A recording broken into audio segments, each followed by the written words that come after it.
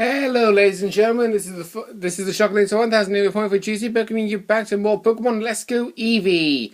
Last time you saw me enter Fuchsia City once and for all, and also announced very quietly because my mum arrived home from work when I least expected it that my new team member for my team was Scyther, and I received him by going through the Go Park Vortex.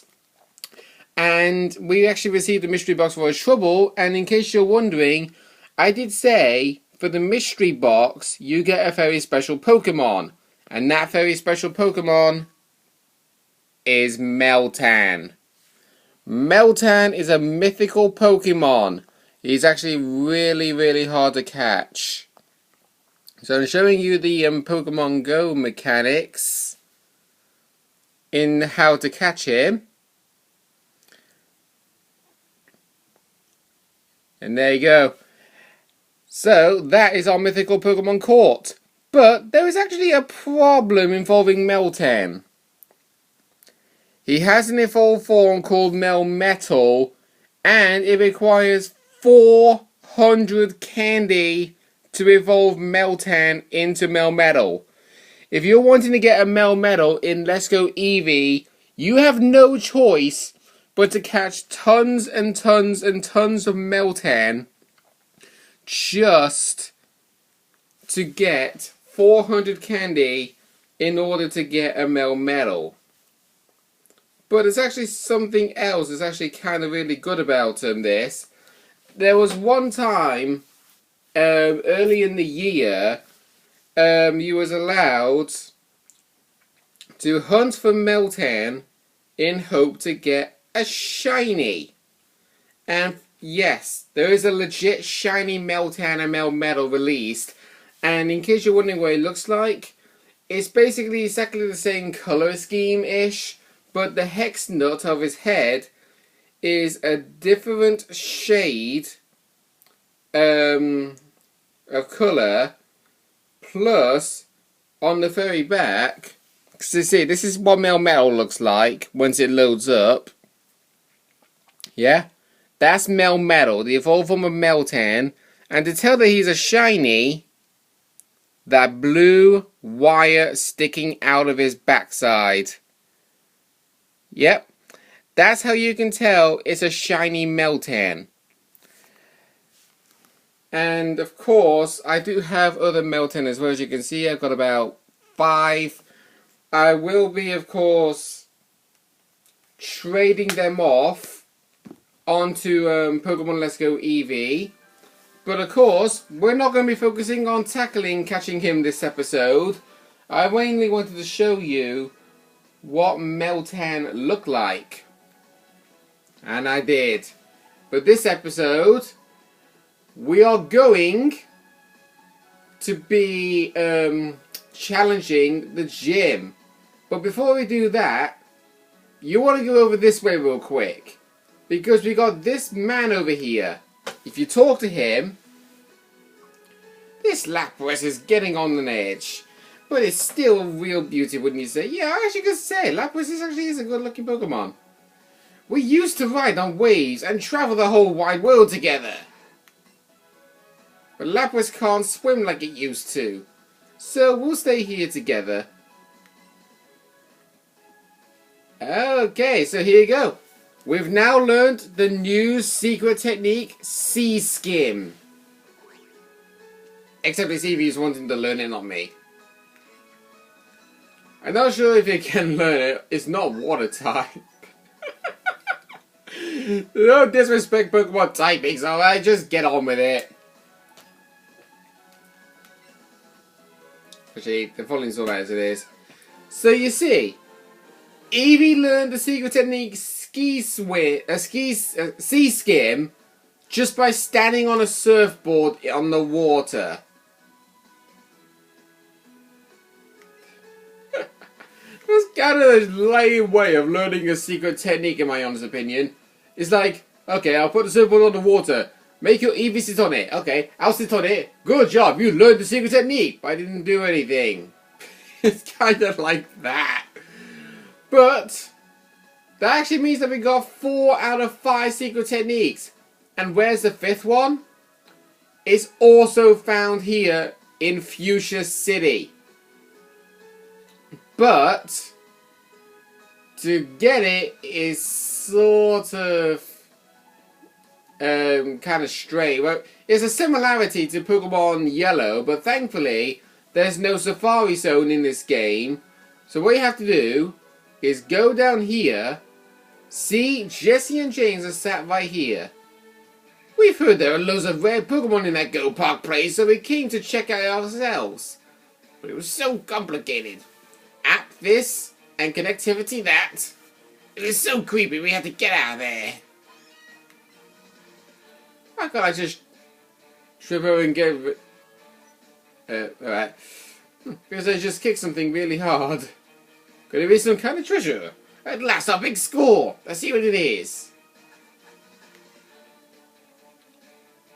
Oh, look at that shine. It must be some amazing treasure. As if... Yuck. What are these? Some kind of gold teeth? Teeth? No matter how gold they are, some things are just not so... Some things just aren't worth the effort. Ah, it's the dwarf. What are you doing there? Never mind that. Take these off our hands. How fitting that Jesse and James decided to agree to give me a very important item to help us defeat them. We're busy, so you take care of whatever those are for us. Right, that's that for... Yeah, Fantastic Getaway. So yeah, those golden teeth. If you was to be playing Pokemon Red, Blue, Green and Yellow, the only way you could have found those golden teeth was going inside the Safari Zone and following a certain path. But the only problem was, you were only given 30 minutes inside that location to find a set of false teeth to give back to the Safari Zone owner. But this one, they made it more easy because you just have to find Jesse and James and they give it to you. Those gold teeth belong to this guy.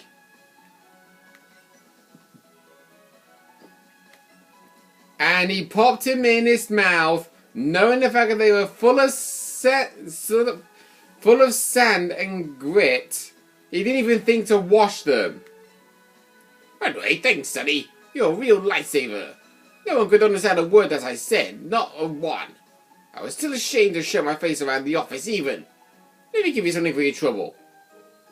We got a safari set for the warden, but more importantly, the final secret technique called Strong Push, which is basically a replica of the HM move's Strength. The C Skim is a replica of the HM move's Surf, and of course Sky Dash is a replica of Fly. Light Up is a replica of Flash, and Chop Down is obviously the replica of the HM move Cut. Hooey! Look at that! Learning Strong Push is just one go. Your Eevee is a clever one, Sonny. And thanks to him teaching us that, we notice that there's actually a strength block here. If we use Strong Push, Eevee will flare up with an aura, and then BAM! And look at that, there's a Diglett right there. After talking to that Diglett, he'll give us a nugget, and then we can make our way. You probably think you can go through that hole, but honestly you can't. So, you... Oh, it's in this house. Okay. So you go inside this house. There's an open door in the back. And you'll be able to see whatever item that was sitting behind that guy's house. Which is... a super lure. Not really worth the effort. If it was all red candy, then yes, that'd be really, really good. But unfortunately it's not. But anyway, we've been dilly-dallying too long. Let's go into the Fuchsia City gym and challenge the gym leader. Oh, and of course, yeah. My new party member, Scyther, is on my team. And we did get some good natures from the Mr. Mime, 3 pincers and 3 scythers that we got. I will show you exactly what they were. This was Scyther number 1. He contained Brave nature, which is plus physical attack minus speed. And he was thoroughly cunning. The next one was a Quiet nature, which is plus special attack minus speed. Which honestly is not really a good nature for a Scyther. But the one that I went with was the next one. Adamant nature, plus physical attack minus special attack. And he scatters things often, but I don't actually know what characteristic that is. But the other ones we have, a Jolly Pinsir, which is plus speed minus special attack, who is also 31 IV in special defense, which is very good. Impish Pinsir, which is plus physical defense minus special attack, and he likes to run. But this one was the worst one. 31 IV in speed, which is good, but a minus physical attack plus special defense nature. And of course, finally, Mr. Mime being a serious nature. Okay? Oh, actually, hang on. While I'm in the Pokemon box, I might as well move Scyther up here, so that way it's easier for me to find my party later on. So, now that I've finished explaining all of that, which took me about 11 minutes, we are now going to finally challenge the gym leader. And there are a lot of trainers that are very hard to avoid. Yo, jump into making! We have the Safari Zone here in Fuchsia City. No, you don't. You don't have the Safari Zone here anymore. You used to in Gen 1, but not in Gen 7. Where you can meet tons of different Pokemon. And at the Fuchsia City Gym, we welcome trainers who meet lots of Pokemon, so I'll need to see if you've managed to catch at least 50 species of Pokemon. Oh. Well, now you see what happens if you fail something for a gym. We're going to have to catch 3 new species of Pokemon. But I know exactly how to do that. We could go into the next area, but I'd rather just go to the Pokémon Go Park Complex.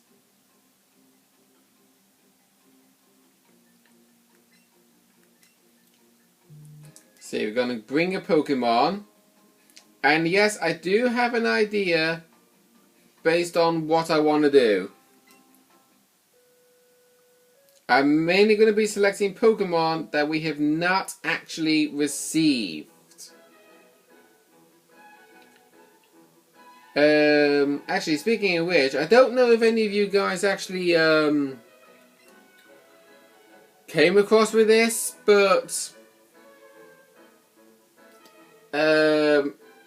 in the Pokemon Road that we went down earlier on, did you notice that we actually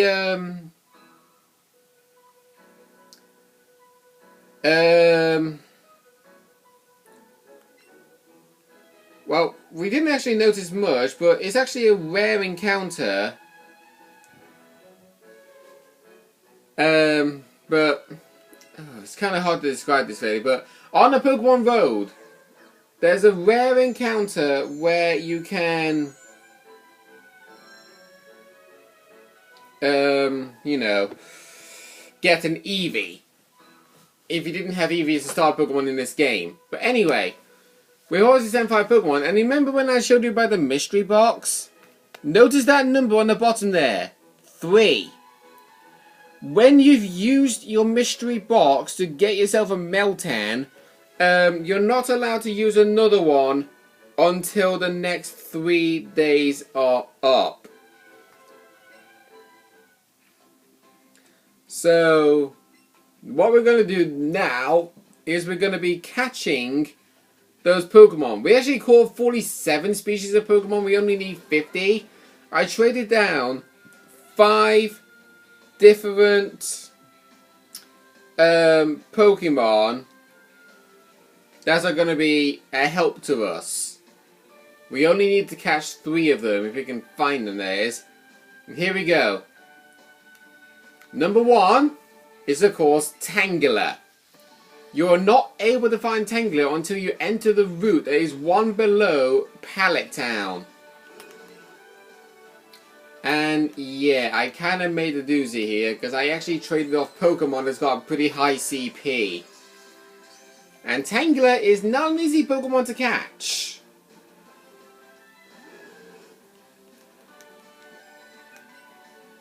So, we probably might be here for the rest of the episode. But at least you got to see me catching Meltan on Pokémon Go, as well as finding Gold Teeth, learning 2 secret techniques, and also showing that you need 50 species of Pokemon to, you know, enter the gym. And of course, all the trainers in the Pokemon gym I will be battling off camera. This next Pokemon here, we actually weren't able to discover him for a very long time. But you will do very shortly. This Pokemon is Hitmonlee. Hitmonlee is a plain fighting type that is known to be a Pokemon that loves to jump around. Yeah, he's known to be a gift Pokemon later on in the Pokemon in this game. But when does the gift Pokemon occur? Well, I'll tell you. The gift Pokemon is not basically to show up until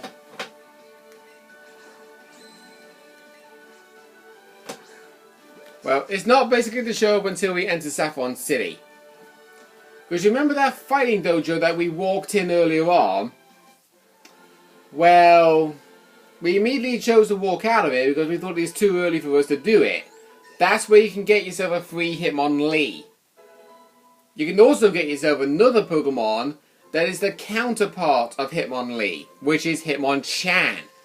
Hitmonchan is also a plain fighting type, but instead of known to be the kicking Pokemon, he's known to be the punching Pokemon. With Hitmonlee, he's known to be more based on attack and speed, whereas the other one, Hitmonchan, is known to be more on the defensive side. This next Pokemon over here is my absolute favorite dragon type Pokemon in all of Pokemon games. And it's also under the evolution line of, guess this, a Pseudo Legendary. Yeah, I am not joking. Dratini's final evolved form is known to be a Pseudo Legendary, which is basically a Pokemon who has a base stat total of 600.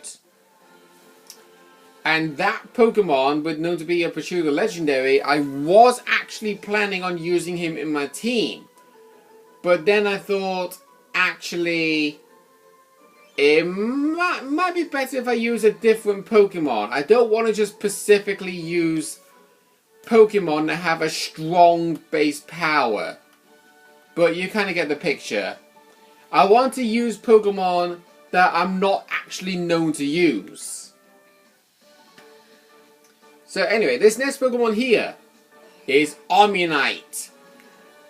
In case you're wondering, yeah, I was obviously like asking the question, why do people mention Lord Helix with Omanyte? I actually researched it on the internet and they said something about gods or something, like something to do with a helix fossil, and I just paid no attention to it really, because they were just talking a load of rubbish, in my honest opinion. So you wouldn't catch me saying Lord Helix every single time I meet Omanyte or Omastar, because I just think it's silly. Because if anything, a true Pokemon God is known to be Arceus, because that everybody knows Arceus is a god.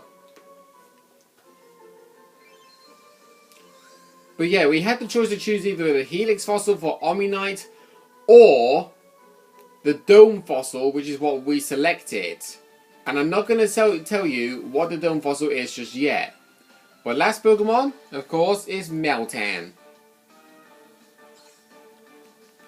And yes, you know it, Meltan is a hard Pokemon to catch in this game. Who apparently can jump really high.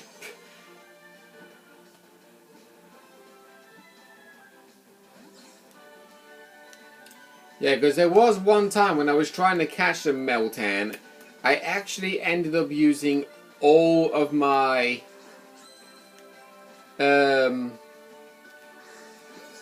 Pokeballs just to catch him.